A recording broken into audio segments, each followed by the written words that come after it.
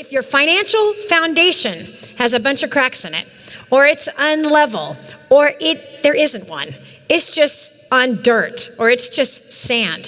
Whatever you try to build on sand, whatever you try to build on dirt is not going to last. And so this is how people end up going through this cycle of going into debt and then coming out of debt and then back into debt and then in and out of debt, in and out of debt. This is where so many people live in crisis management, crisis financial management. They're always in a financial crisis. They're never planning for the future. They're always in need, always needing to borrow money, whether it's borrowing it from the bank or borrowing it from a friend or a family member. They always put themselves in a place because they have no solid financial foundation, that they're always in a position of needing money from somewhere or someone. So we're going to work on the foundation for finances so that you can go from debt to wealth. Because you don't want to just become debt-free. Right. You don't. You want to create wealth. If you create wealth, then you've got money working in your favor versus you always having to work for that money. So we're going to talk about those things. But before I go into money, I want to give you an example of a definition of success that somebody else had. And to be quite honest with you, I travel several times a year to be amongst the poorest of the poor. It's actually my favorite place to be outside of being with my family.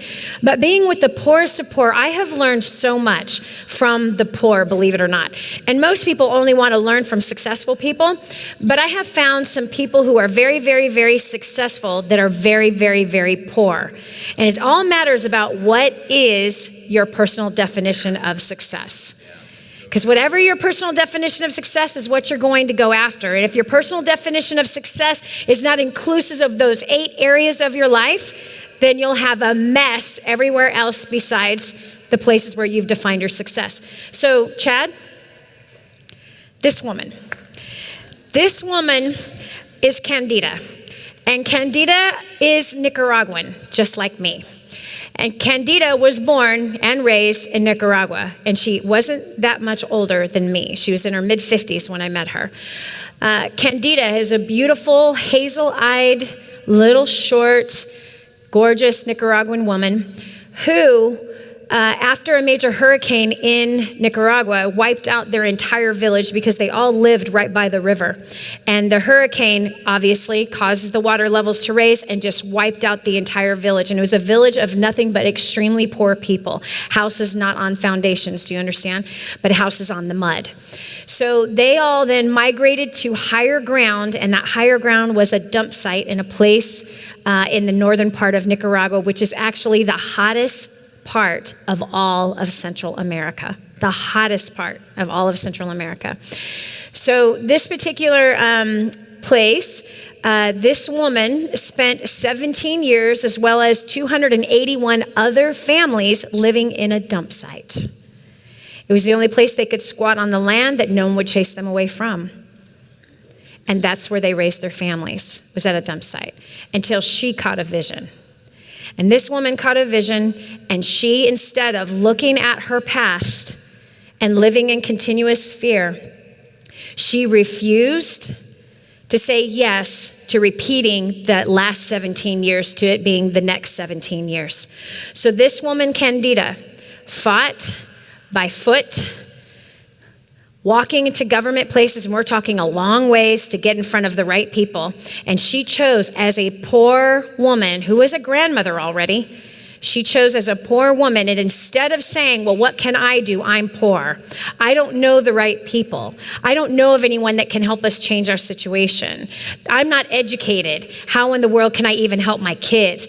Our future is going to be this dump. She refused to think like that, and she refused to live like that. So she went and she knocked on the appropriate doors as a very poor woman who lives in a dump site, and you can only imagine the smell, that has no electricity, no running water, and does not have a home to speak of. Only has scrap metal, scrap wood, and scrap plastic that they've taken from the dump, and the very clothes that she's wearing there were taken out of the dump site. So rather than saying, I don't have the right contacts, I don't have the money to get to the government office, rather than saying, I don't speak correctly and I have no education, how can I talk to these educated people? Rather than buying into the excuse and the fear that I am intimidated by other smart people, rather than buying into the fear and buying into the vision of staying broke and in that kind of poverty for life, she not only broke free herself, and she rallied not for herself, but for her village, her team. Not only her family, but 281 families. So it wasn't only her. It wasn't only her 5 children. It wasn't only her 6 grandchildren. She rallied for 281 families, screaming from the top of her lungs, this is how we're living. We are going to believe that our future is not going to be this.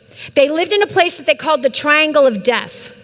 It was the sewer, it was a cemetery,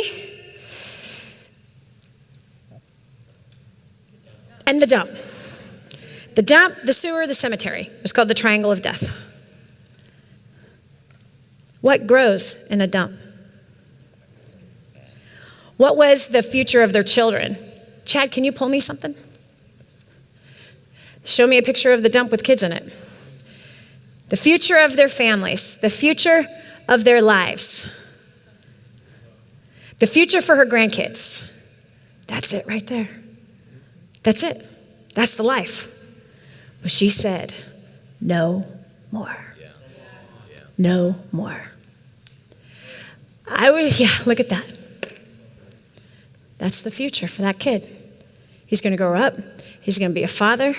He's going to have kids, and those kids are going to pick food out of the dump. With bare feet, going through medical trash with needles. Do you hear what I'm saying? Taking dinner out that somebody else threw out, who knows how many days ago. In heat. Vision. Guess what Candida's vision did? It built a village.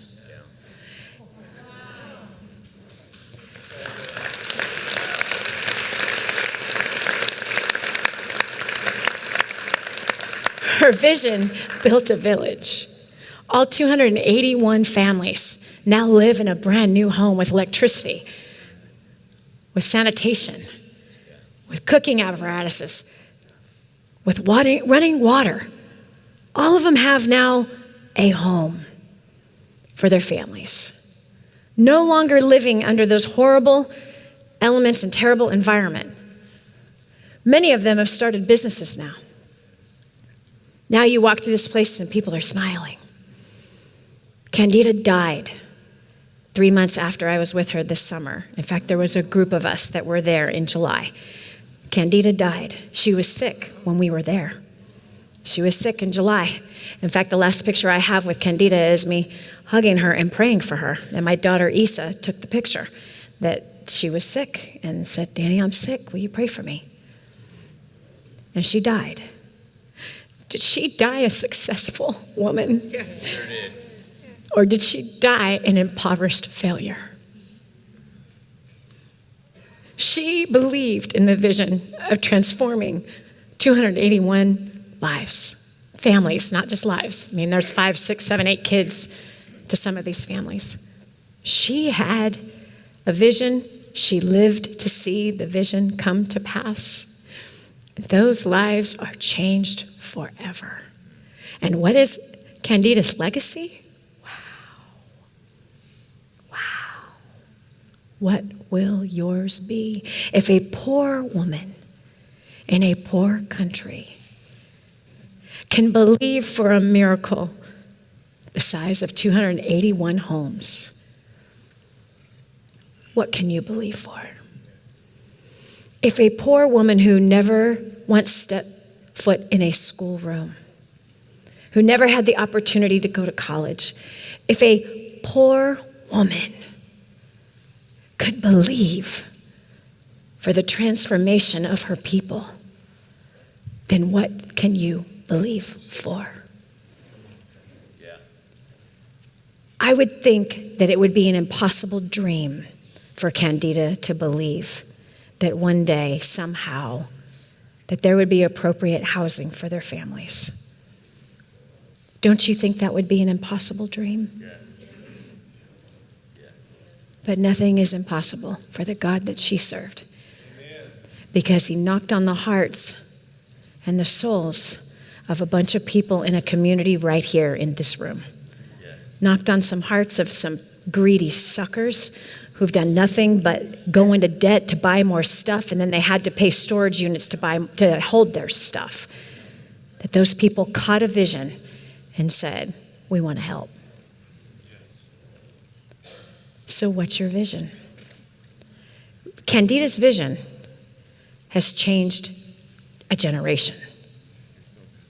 Candida's vision was bigger than her own house. It was bigger than her own finances. It was even bigger than her own family. What's yours? Candida's financial foundation, literally, was on dirt. Dirt. Her floor was dirt. When I walked into her house the first time, it was dirt. Dirt, that's it. Dirt with fleas, mosquitoes, and that's what she's laying her grandchild on, is the dirt. And when the rains come, it's not dirt. Guess what it was? Mud. Mud. They don't have a stove to cook on. No, they built a fire. The roof has holes, like big holes. It's all scrap metal. A wall that is a sheet that somebody else threw in the trash. I'm pretty sure there's not a single one person in this room that is starting from that low position. I'm pretty darn sure there's nobody here starting from that low position. And I'm pretty sure everyone in this room is more educated than Candida. So don't let anything stop you from dreaming bigger than your capacity. Don't let anything stop you from believing for something greater than what you have the ability to do. That woman did it, and she persisted. And literally, I'm not kidding you, once all the houses were done, 3 months later, she passed away. Her name will be spoken of. Her name has been spoken in front of thousands and thousands and thousands of people. A poor woman from Nicaragua. So you tell me, who's more successful? You or her? Think about it. What's your definition of success? What's your definition of success? What's your definition of success? This poor woman made tortillas every single day and sold them. This poor woman took leaves and made wallets out of them and sold them. This poor woman took trash, plastic, and made toys out of it and sold them. And why? So her 13-year-old son could go to school. Because in Nicaragua, you have to pay to go to public school. Yeah. You do. There's no schooling unless you pay for it. And you have to wear a uniform in order to go to school, and you have to buy the uniform. You have to buy your own materials for school. Here, kids get it for free and don't value it. Yes. So first time I was in that village, this little gorgeous Nicaraguan boy comes up to me, and he says, the second time I was there in that village, he's speaking English to me. I'm like, hey, who are you? I'm Candida's son. I'm learning English, and I am a translator. Can I translate for you? Miss Dani, I've read your 3 books. So I'm starting a business as a translator. Can I translate for you? Wow.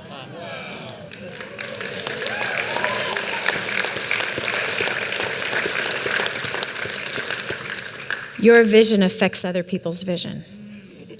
Your vision affects other people's vision. Your vision affects other people's vision. And your vision, whether you believe it or not, affects generations. Yes. It affects generations.